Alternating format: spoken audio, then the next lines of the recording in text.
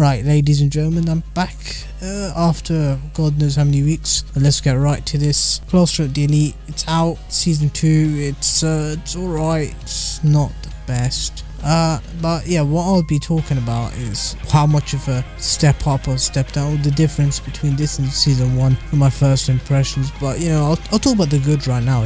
It's been pretty good so far in terms of recapturing how it was in season 1, where characters are the same, such as Ayanokoji, same genius as usual, very interesting to watch. And we got Kushida, the mystery girl, she's fucking some psychopath sometimes, and then the cutesy irritating girl after other time. And then you got the fucking waifu of the show, I suppose. I guess it's subjective because this has got a massive fucking female cast which they like to all show off. And that seemed to be Ayanokoji's harem. Fuck, this is a harem anime. Might as well be Classroom of the Elite harem. Anyhow, it was established in the first season that, the main things that people like about it is Ayanokoji, which is the main attraction of it, obviously, because, the man popped off right at the end of the season, which I won't spoil, but, he's just he's basically a genius, alright? He's a genius, and he has to act like an average student because that's what he wants to do. He seems like a psychopath that you just do not understand. He goes through his own principles and ideology to go through the lens of the world he sees. In other words, this man is built different, okay? Built from scratch by the fucking doctors, all that shit. He's built different. He ain't no normal human being. I mean, a man just come to the fucking school just to kick this man out. You do not want him on your premises, alright? And the teacher of all people, his homeroom teacher, he's pissed off at her. He wants revenge on her. He's coming up to him and saying, "Oh yeah, you're definitely some trouble, so you either pattern up, you disabled piece of shit." Yes, she literally says he is the most dysfunctional, broken student out of everyone in this disabled class.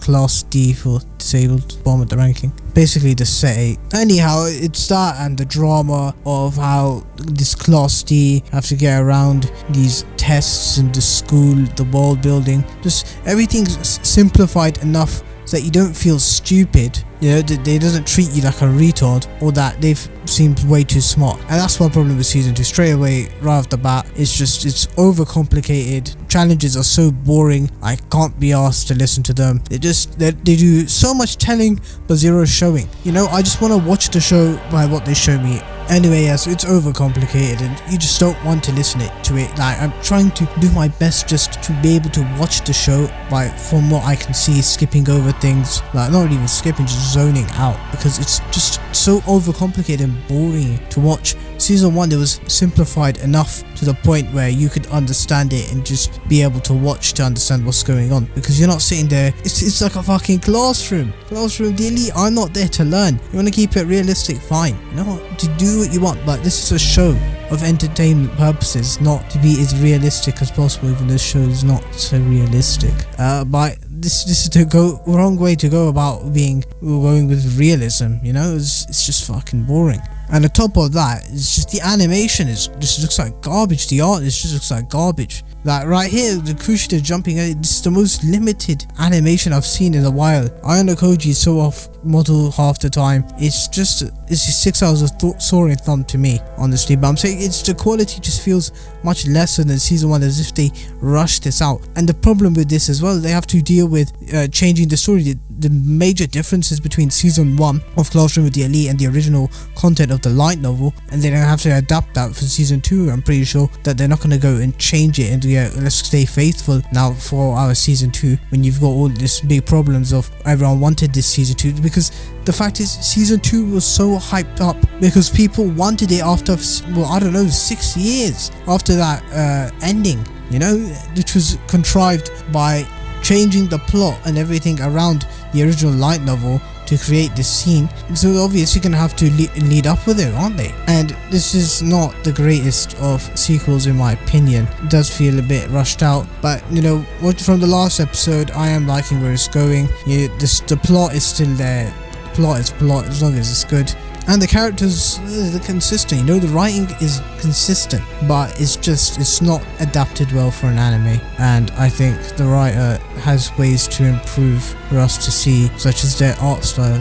Stick video here, which is like 10 seconds long. And yeah, it's the pacing, direction, everything just felt off. but the potential is still there for a great anime, a solid perhaps 8 out of 10. You know, a good show, an A-tier show. That's what I want to see. So I'm a man to critique. I know what I want, alright? And I won't let shit like this slide. I'll say something about it at least. I ain't be no pussy fucking saying, oh yeah, no, this is what I wanted, or these animators have done a great job. They've done something I want, yes. I was gonna go read the light novel, but I think this is much better for me, you know? This is a better way for me to consume this property, but in conclusion, it is like cow shit, but that with a cologne, deodorant, making it feasible for me to watch. And I'm still excited for where this show could go to. And of course, I do recommend this show to anyone who isn't already watching it. But I mean, you're obviously here just to see what I'm about to fucking say, because you know you're already watching it yourself. Like, subscribe.